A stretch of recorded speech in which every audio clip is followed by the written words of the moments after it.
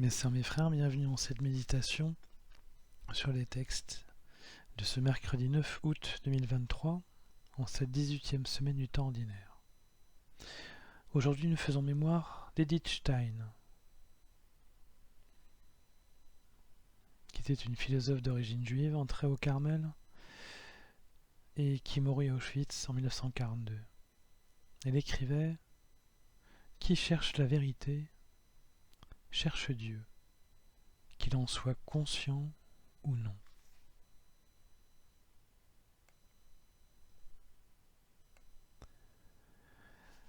Le royaume des derniers temps nous est révélé dès maintenant.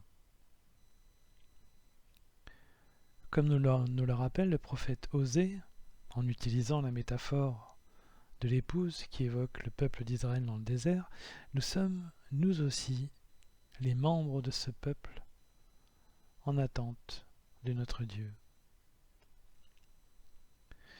Nous aussi, comme le prophète de ce jour, qui évoque Israël, nous aussi, nous avons nos déserts et nos désespoirs. Nous aussi, nous sommes désespérés au point d'oublier Dieu. Nous sommes désespérés parce que nous oublions Dieu. La question est d'importance, car il ne s'agit pas d'attendre Dieu passivement. L'évangile du jour, justement, évoque le royaume et le moment où nous serons réunis physiquement à Dieu, telle une épouse avec son époux. L'Évangile parle des 10 vierges qui attendent l'époux avec de l'huile dans leurs lampes. Pour les 5 qui sont dites prévoyantes, les 5 autres vierges n'ont pas d'huile, elles sont dites insouciantes, et trouveront la porte fermée quand le Seigneur arrivera à minuit, c'est-à-dire à la fin des temps. En grec, l'huile, éléos ou élaios, ne s'écrit pas tout à fait de la même manière, mais se prononce identiquement à miséricorde, éléos. Les 5 vierges non prévoyantes ou insouciantes peuvent ne pas rencontrer l'époux parce qu'elles manquent d'amour. Cela signifie que ce qui peut nous faire manquer notre rendez-vous avec le Seigneur, c'est notre manque d'amour, notre manque de miséricorde. D'une part, parce que nous sommes en relation avec un Dieu d'amour, et d'autre part, parce que l'amour est capable de tout, et en particulier de patience et de veille.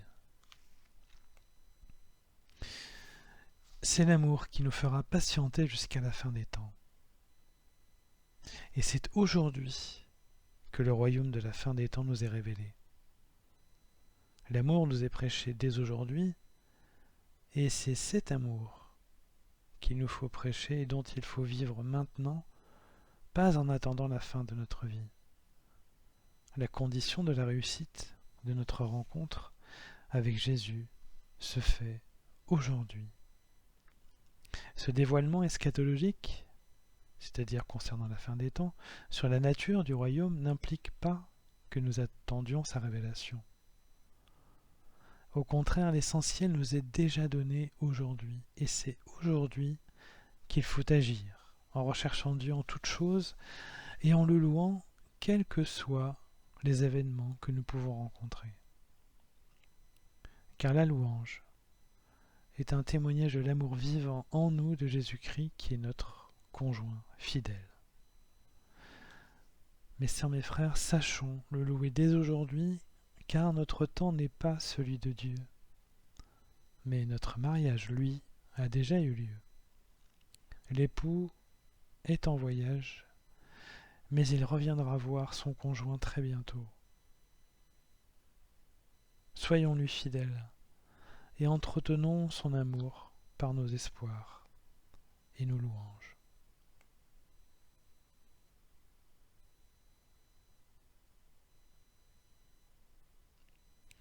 Mes sœurs, mes frères, après cet instant de méditation sur les textes de ce jour consacrés au royaume des derniers temps, présent dès aujourd'hui, je nous invite à la prière. Ô Seigneur Jésus-Christ, tu es notre ami et notre conjoint aimant. Nous te connaîtrons complètement à la fin des temps. Donne-nous aujourd'hui ce qui nous manque. Donne-nous l'amour qui nous rend pareil à toi et qui nous fait aimer et aimer les autres. Ton amour nous donnera la patience, la gentillesse, la bonté, l'espérance et l'endurance. Il nous donnera tout pour rester éveillés jusqu'à la fin, pour notre union avec toi. Amen.